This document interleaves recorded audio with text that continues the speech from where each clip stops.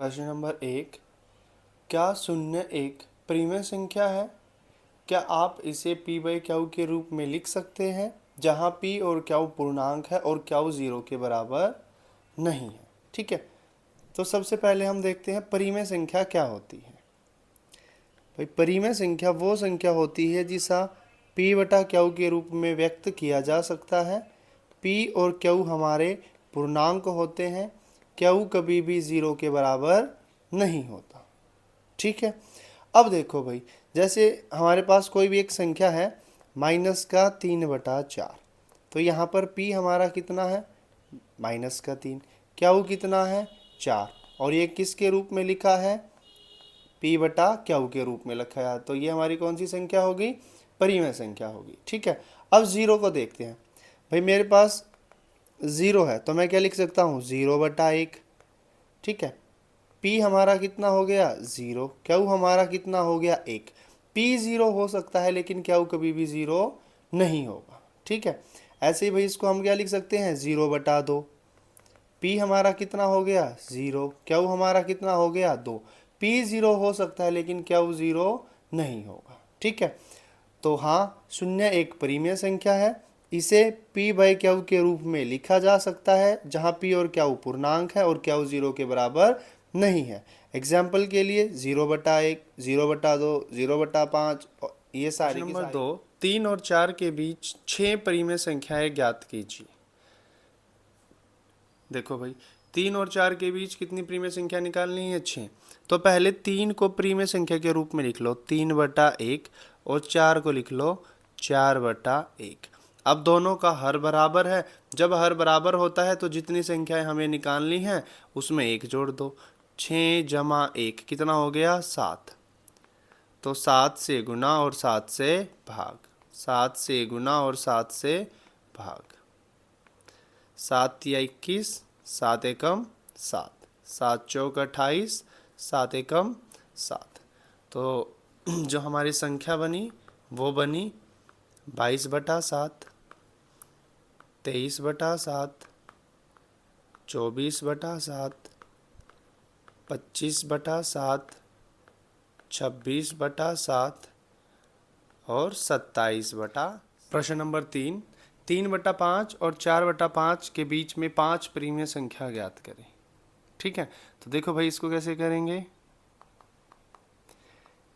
3/5 और 4/5, तो पहले देखेंगे दोनों का हर क्या है, बराबर है। और जब हर बराबर होता है, हर को देखेंगे, हर क्या है, बराबर है। अगर हर बराबर होता है तो जितनी संख्याएं हमें निकालनी है उसमें 1 जोड़ दो। तो 5 जमा 1 6, तो 6 से गुना और 6 से भाग करेंगे। ठीक है, तो 3/5 गुणा में 6/6, तो 6 तिये 18 और 5 छिका 30। ठीक है, 4/5 गुणा में 6/6, 6 चौक 24, 5 छिका 30। ठीक है, तो जो हमारी संख्याएं आएंगी वो कौन कौन सी आएंगी? वो 18/30 और 24/30 के बीच की संख्याएं होंगी। ठीक है, तो कौन कौन सी होंगी? 19/30, 20/30, 21/30, 22/30 और 23/30। कथन सत्य है या असत्य है? अपने उत्तरों के लिए कारण दीजिए। हमें क्या बताना है कि जो कथन हमें दे रखे हैं वो सत्य है या फिर असत्य है, और उनका कारण बताना है। ठीक है, तो पहले कथन को देखते हैं क्या बोला गया है भाई। प्रत्येक प्राकृतिक संख्या एक पूर्ण संख्या होती है।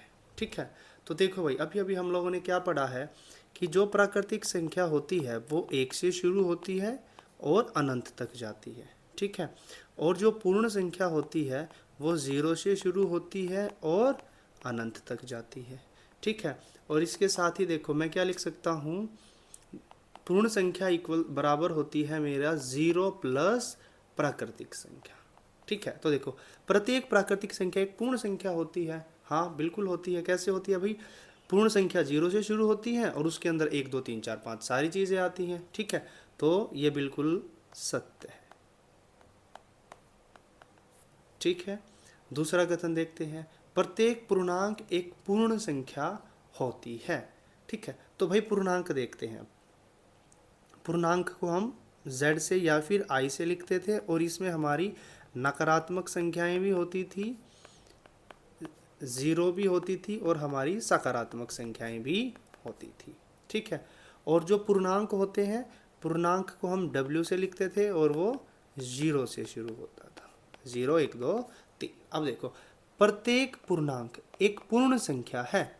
अब एक बात ध्यान से देखो, ये जो नकारात्मक संख्याएं हैं ये तो नहीं आती भाई हमारी पूर्ण संख्याओं में। ठीक है, तो ये कथन क्या हो गया? असत्य हो गया। कैसे हो गया? कि जो नकारात्मक संख्याएं हैं, ठीक है, उनमें जो पूर्ण संख्याएं हैं उनमें नकारात्मक संख्याएं नहीं आती, इस वजह से ये क्या हो गया? असत्य हो गया। ठीक है, तीसरा कथन देखते हैं भाई क्या बोला है इसमें। प्रत्येक परिमेय संख्या एक पूर्ण संख्या है। ठीक है, तो भाई परिमेय संख्या को देखते हैं कैसे लिखते हैं। क्या उसे लिखते हैं परिमेय संख्या को? और परिमेय संख्याएं वो संख्याएं होती हैं जिन्हें p बटा क्याऊ के रूप में लिख सकते हैं। p और क्याऊ मेरे पूर्णांक होते हैं और क्याऊ कभी भी 0 के बराबर नहीं होता। ठीक है, तो भाई अब देखो, मैं कोई भी परिमेय संख्या ले लेता हूँ, जैसे कि 2/5, और जब मैं 2/5 को हल करूँगा तो उत्तर आएगा 0.4। ठीक है, अब एक बात देखो, हमने क्या पढ़ा था? पूर्ण संख्याएं होती हैं वो कभी भी दशमलव में नहीं होती, तो ये भी क्या हो गया? असत्य हो गया।